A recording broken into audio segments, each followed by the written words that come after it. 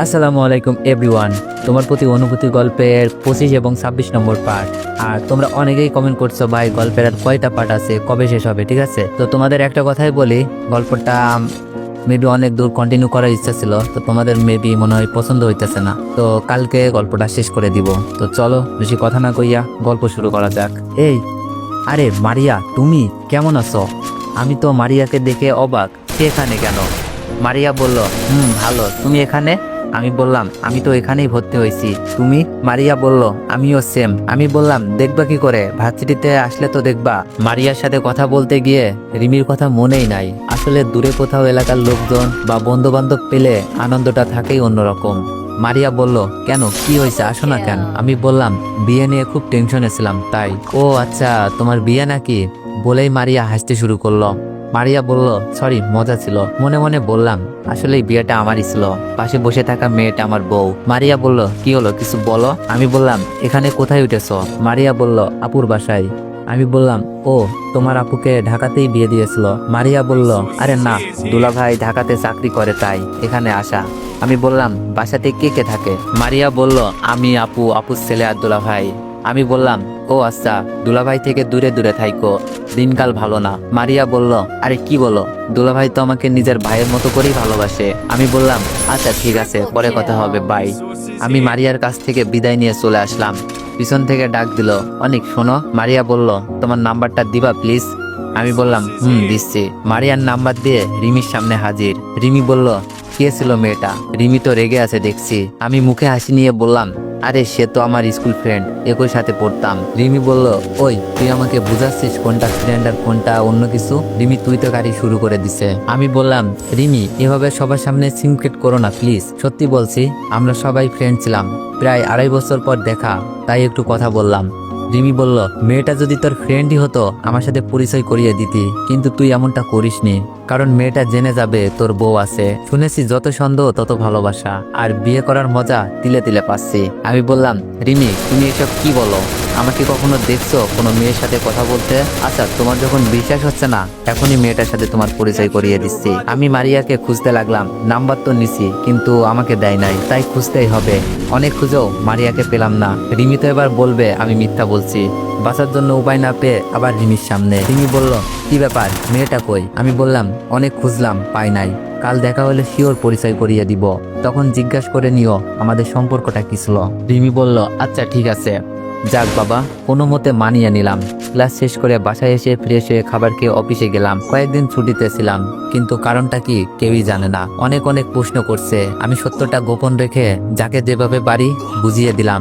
বন্ধু বান্ধবের অনেক প্রশ্ন। প্রথমত, ইন্টার পাশ করে 30,000 টাকার বেতনে চাকরি করে কিভাবে সম্ভব? উত্তরে, যদি কোম্পানিটা শ্বশুরের হয় তো আরো বেশি হলে সমস্যা কি? তৃতীয় প্রশ্ন, 30,000 টাকায় দুজন মানুষ চলা যায় না, আমাকে 15,000 টাকা বেতনে চাকরি দাও, আমি আমার জিএফকে নিয়ে সংসার করি। উত্তরে বললাম, চলার হলে 15,000 টাকাই চলা যায়, যদি দুজন লেখাপড়া করে। 30,000 টাকায় মনে হয় কিছুই হবে না। আর যিনি কেমন বাড়ির মেয়ে সবাই তো জানেন, যেখানে শ্বশুরের টাকায় লেখাপড়া, খাওয়া দাওয়া সবকিছুই করা যায়, তখন কষ্ট করে কম দামি ফ্ল্যাটে থাকার কি দরকার? আর সংসারের চাপ তো আছেই, তাই না? অফিস শেষ করে বাসায় আসার পর দেখি রিমি মন খারাপ করে আছে, হয়তো সকালের ব্যাপারটা নিয়ে মন খারাপ করে আছে। আমি ফ্রেশ হয়ে এসে বললাম, কি ব্যাপার রিমি, মন খারাপ কেন? রিমি বলল, অনেক, সত্যি করে বলো তো, মেয়েটার সাথে তোমার কিছু নেই? আমি বললাম, আরে বোকা মেয়ে, সত্যিই নেই। তুমি যদি চাও মেয়েটার সাথে আর কখনো কথা বলবো না। রিমি বলল, না, স্কুলের ফ্রেন্ড যখন টুকটাক কথা বলতেই পারো, আর আমার সাথে পরিচয় করিয়ে দিলেই হবে। আমি বললাম, এই তো বুঝতে পারছো। রিমি বলল, রিমির সাথে অনেকক্ষণ গল্প করে খাবার খেয়ে ঘুমোতে গেলাম। অন্যদিন তো মাঝরাতে বুকে এসে মাথা রাখে, কিন্তু আজ তো ঘুমানোর আগেই বুকে মাথা। রিমি হয়তো ভয় পাচ্ছে আমাকে মারিয়া কেড়ে নিয়ে যাবে। রিমি আমাকে খুব শক্ত করে জড়িয়ে ধরে আছে, যেন কেউ নিয়ে যেতে না পারে। মেয়েরা একটু বাচ্চা বাচ্চা টাইপের হবে, এটাই সুন্দর মানায়। কিন্তু কিছু কিছু মেয়ে আছে, ওরা বিশেতেই বুড়ি হয়ে যায়। মাসাসিদের সাথে বসেই 80 বছরের লেভেলের গল্প শুরু করে। ঘুম থেকে উঠে রিমিকে সেই আগের অবস্থায় দেখেছি, আমার বুকটা দখল করে আছে। দেখতেও দারুণ লাগছে, মনে হচ্ছে বাচ্চা মেয়েটা শুয়ে আছে। এত মায়াবী লাগছিল।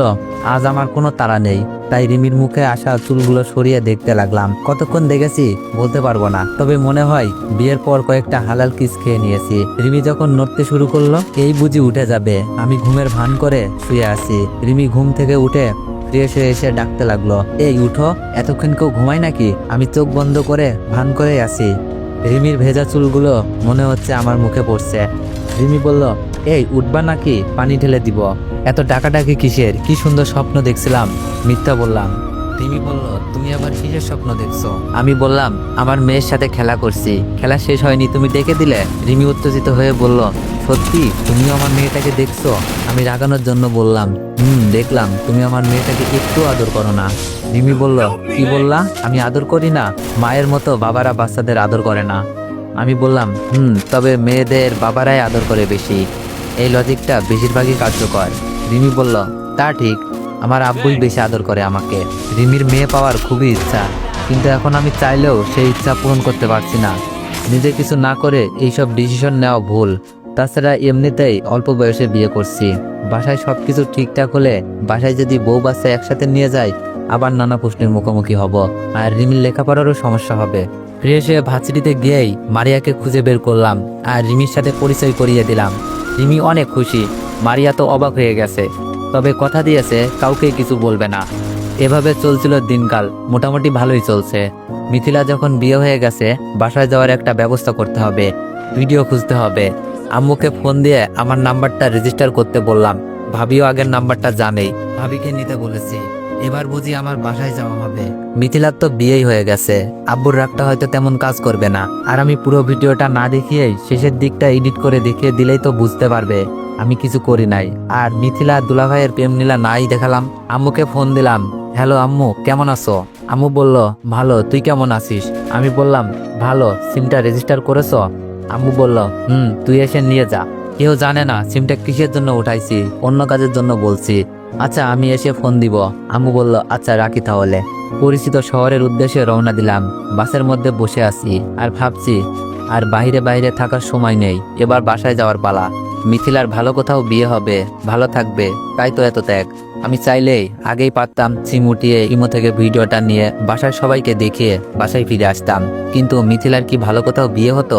বিকেলের দিকে রওনা দিয়ে আসতে আসতে মাগরিবের আজান দিয়ে ফেলেছে প্রায়। মুরাদনগর বাজারেই অবস্থান করছি। ইচ্ছে ছিল এলাকাতেই চলে যাই, কিন্তু এলাকার লোকজন এতদিন পর দেখলে হয়তো অনেক প্রশ্নের মুখে পড়ে যাব। জোর করে হয়তো বাসায় নিয়ে যাবে, আব্বু জেনে যাবে আমি ফিরে এসেছি। তার থেকে ভালো মুরাদনগরই থাকি। আম্মুকে ফোন দেওয়ার জন্য রিসার্চ করতে হবে। রিসার্চ করার জন্য একটা দোকানে গেলাম। দোকানে গিয়ে দেখি হানিফ ভাই বসা, এলাকার বড় ভাই। বাসায় যখন ছিলাম হানিফ ভাই বিদেশে ছিল, হয়তো বাড়ি এসে দোকান দিয়েছে। আমি বললাম, আসসালামু আলাইকুম হানিফ ভাই, কেমন আছেন? হানিফ ভাই বলল, আরে অনেক না, কি ব্যাপার, কই থাকো, তোমাকে দেখি না কেন? আমি বললাম, ভাইয়া শহরে থাকি তো বাড়িতে আসা হয় না, দোকান দিয়েছেন নাকি? হানিফ ভাই বলল, ও আচ্ছা, লেখাপড়ার জন্য? দোকান তো 1 বছর হয়েছে দিছি, ভিতরে এসে বসো। ভিতরে গিয়ে বসলাম। ভাইয়া, কিছু টাকা রিচার্জ লাগবে। হানিফ ভাই বলল, নাম্বারটা দাও। টাকা রিচার্জ করে আম্মুকে ফোন দিলাম। দোকান থেকে বের হয়ে আম্মু আর ভাবি আসবে, সেই সময়টা হানিফ ভাইয়ের সাথে গল্প করে কাটাই আর বসলাম দোকানে। হানিফ ভাই বলল, থাকবানি কিছুদিন? আমি বললাম, না ভাই, আজই চলে যাব, একটা ইম্পর্টেন্ট কাজে এসেছি। হানিফ ভাই বলল, ও আচ্ছা, প্রতি শুক্রবারে ক্রিকেট খেলি, তুমিও তো আগে খেলতা, অনেক মজা ছিল দিনগুলো। পোলাপাইনগুলো বলতেছিল কাউকে না জানিয়ে চলে গেছো আর কারোর সাথে কোনো যোগাযোগ নাই। আমি বললাম, দোয়া করবেন, আবারও সবকিছু হবে ইনশাল্লাহ। হানিফ ভাই বলল, সময় নিয়ে গ্রামে আসো, আর কত শহরে থাকবা। ভাবির নাম্বার থেকে ফোন আসছে, বুঝতে পারলাম চলে এসেছে। হানিফ ভাইয়ের কাছ থেকে বিদায় নিয়ে আম্মু আর ভাবির সামনে। আম্মু কেমন আছো? আম্মু আমাকে দেখেই জড়িয়ে ধরেছে। বাসা থেকে চলে যাওয়ার পর আর আম্মুকে জড়িয়ে ধরা হয়নি, আমিও জড়িয়ে ধরলাম। আম্মু বলল, ভালো নেই রে বাবা, কি এক অপবাদ নিয়ে বাড়ি ছেড়ে চলে গেলি। তোর আম্মু এখনো বুঝতে চায় না তুই কি আর বাড়ি ফিরবি না রে বাপ। আমি বললাম, ফিরবো, শুধু দোয়া করো।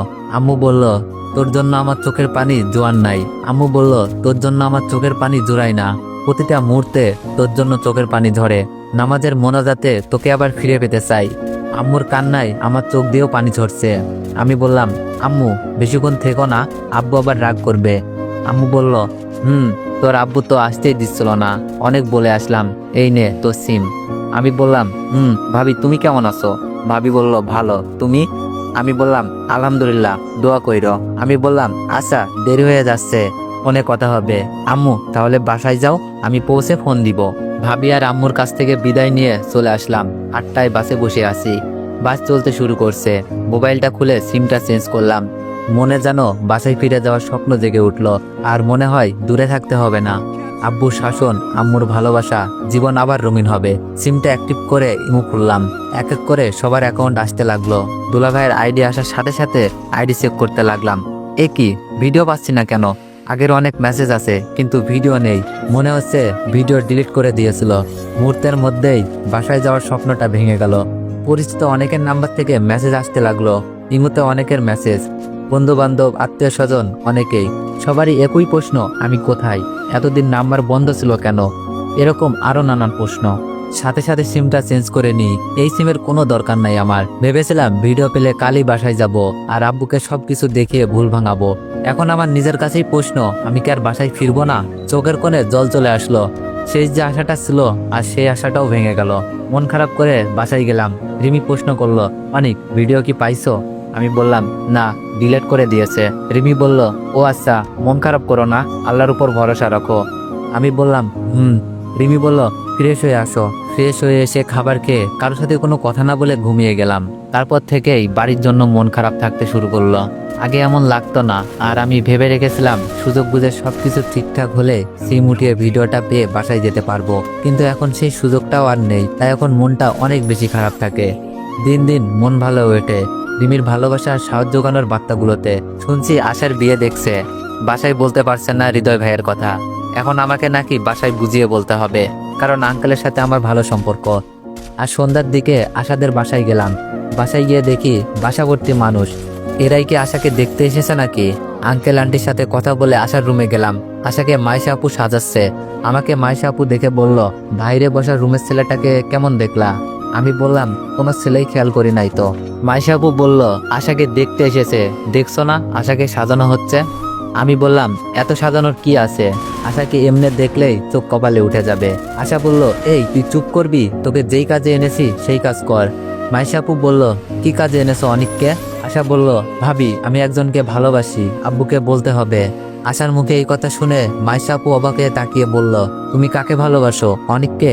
আন্টি আন্টি এসে বলল, মাইশা আশাকে নিয়ে আসো। মাইশা আপুর আর শোনা হলো না কাকে ভালোবাসে আশা। আমি ওদের পিছু পিছু বাইরে আসলাম, খুব চিন্তিত। না জানি বিয়ে ঠিক হয়ে যায়। মেয়ে দেখে ছেলে পাগল প্রায়। যত তাড়াতাড়ি সম্ভব বিয়ে করতে চাই। ছেলেও ভালো চাকরি করে। আঙ্কেল একদিন সময় নিয়ে জানাবে বলেছে। ওরা সবাই চলে গেল। আশা চেঞ্জ করে আসলো। সবাই একসাথে বসে আছে। আশাকে জিজ্ঞেস করা হলো। আঙ্কেল বলল, আশা ছেলেটাকে তোমার পছন্দ হয়েছে? আশা ভয়ে কাঁপতে লাগলো আর আমার দিকে তাকাচ্ছে আর ইশারায় আমাকে বলতে বলল। আঙ্কেল বলল, কি হলো বলো? মাইশা আপু বলল, আব্বু আশা প্রেম করে। আঙ্কেল খুব রাগান্বিত কণ্ঠে বলল, কি আশা প্রেম করে? কে সে? মাইশা আপু বলল, অনিক। মাইশা আপু কি প্যাঁচ লাগালো? আমি মাইশা আপুর দিকে হা করে তাকিয়ে রইলাম। এটা তুমি কি করলা আপু? আঙ্কেল রেগে গিয়ে বলল, অনিক তুমি? আমি কাপা কাপা গলায় বললাম, না মানে আঙ্কেল আপনি ভুল বুঝছেন, আশার সাথে আমার কোনো সম্পর্ক নেই। মাইশা আপু বলল, আব্বু অনিক মনে হয় ভয় পাচ্ছে। তবে আমি এটুকু বলতে পারি অনিক অনেক ভালো ছেলে আর অনিকের পরিবারও। তো এভরিওয়ান, নেক্সট পার্টের জন্য অপেক্ষা করুন। আর তোমরা যদি চাও কালকেই গল্পটা শেষ করে দিব ইনশাল্লাহ। আল্লাহ হাফেজ।